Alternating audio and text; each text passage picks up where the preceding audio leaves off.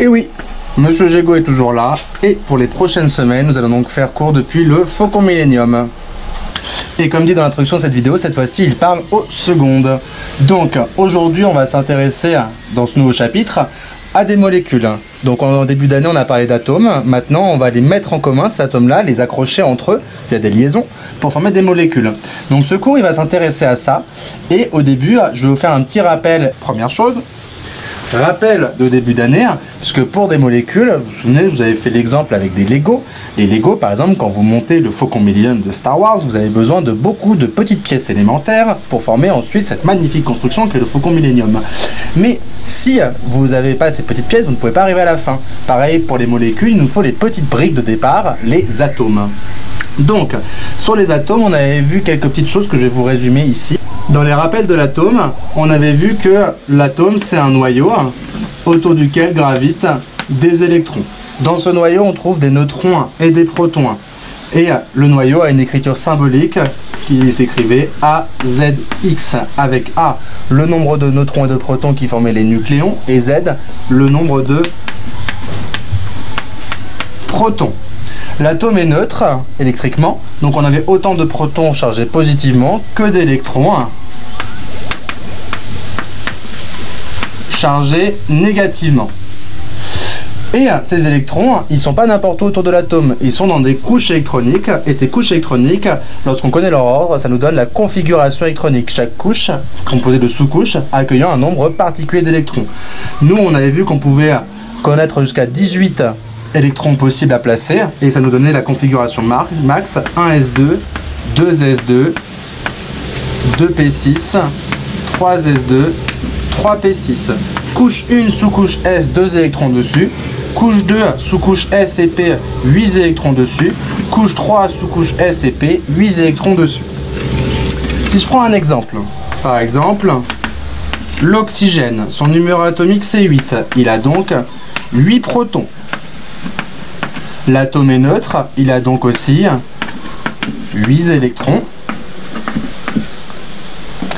Et ces électrons-là, ils ne se placent pas n'importe où autour de l'atome, ils se placent dans ces couches-là pour donner la configuration électronique.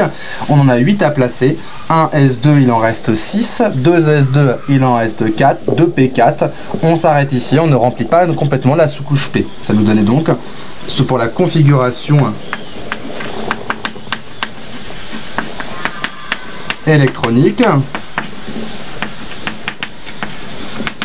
1s2, 2s2, 2p4.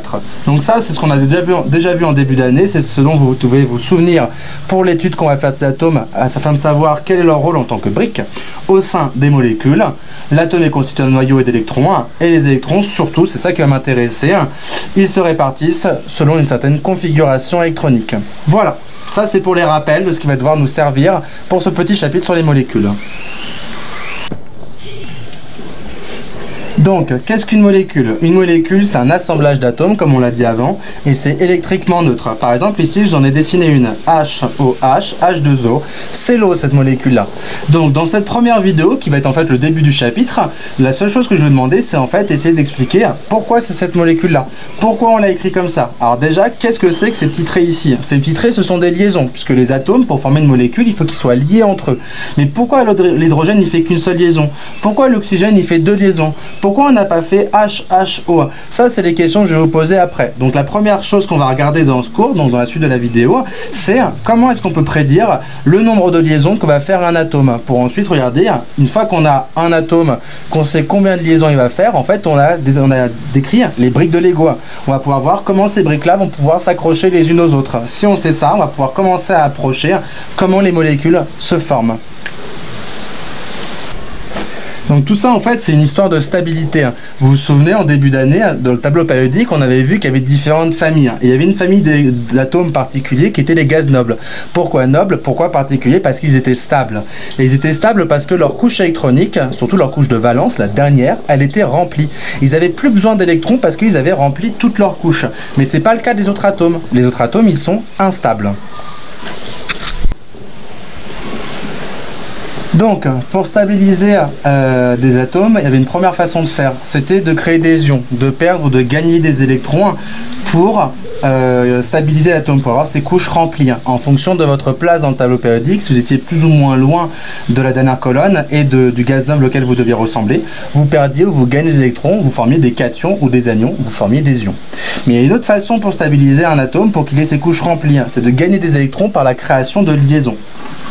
Donc une liaison, c'est 2 électrons. Il y en a un pour l'hydrogène, un pour l'oxygène. Mais pourquoi l'hydrogène il fait qu'une seule liaison? Pourquoi l'oxygène il en fait 2? Ça en fait on peut le deviner, on peut le prédire avec l'étude de la configuration électronique, puisque la liaison elle apporte des électrons, vous ne pouvez en accepter que si vous avez de la place. Donc en fait en regardant les configurations électroniques et en regardant combien d'électrons il manque à un atome, on peut prédire combien de liaisons il va faire. Et ça sera votre premier travail. Donc par exemple pour l'hydrogène, son numéro atomique c'est 1. Il a donc un proton. Donc, électriquement neutre, il a aussi un électron. Pas de S. Un électron. Donc, sa configuration électronique, c'est 1s1. 1s1, ça veut dire quoi? Ça veut dire que S, ça va jusqu'à 2. Il lui manque un électron. Manque un électron. Donc, il va pouvoir faire une liaison. Et c'est bien le cas. L'hydrogène ici, il fait une liaison. L'hydrogène ici, il fait bien une liaison. L'oxygène, lui, ici, il fait 2 liaisons. Pourquoi? Eh bien, on va essayer de regarder. L'oxygène, 8. Son numéro atomique, c'est 8. Il a donc 8 protons. Donc, 8 électrons. Sa configuration électronique, c'est donc 1s2, 2s2, 2p4. La sous-couche P, elle va jusqu'à 6. Il lui manque 2 électrons. Il va donc pouvoir accepter, faire 2 liaisons. Est-ce que c'est le cas? Oui, l'oxygène, il fait bien 2 liaisons. Donc en fait, c'est exactement comme les Lego. Les Lego, toutes les pièces ne sont pas pareilles. Vous ne pouvez pas ajouter toutes les pièces de la même façon. Pour prédire comment on va ajouter les pièces, en fait, pour prédire le nombre de liaisons que peut faire un atome, on va regarder sa configuration électronique. Et ça, c'est votre premier travail en fait, ça va être d'étudier toutes les petites pièces, tous les atomes que je vous proposerai, pour essayer de voir en fait le nombre de liaisons qu'ils peuvent faire, et ensuite, si je vous donne différentes pièces, essayer de voir comment ils peuvent s'associer entre eux pour former une liaison.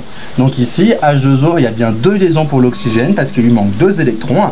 Donc en fait, en faisant une liaison avec l'hydrogène, ici je vais avoir 2 électrons au sein de la liaison, un pour l'hydrogène, un pour l'oxygène. L'hydrogène va capter l'électron qui lui manque, et l'oxygène, lui, parce qu'il se lie à un deuxième hydrogène, va réussir à capter ici et là les 2 électrons qui lui manquent pour être stable. Au final, sans créer d'ion, on a par le biais de liaison stabilisé ces atomes-là au sein d'une molécule.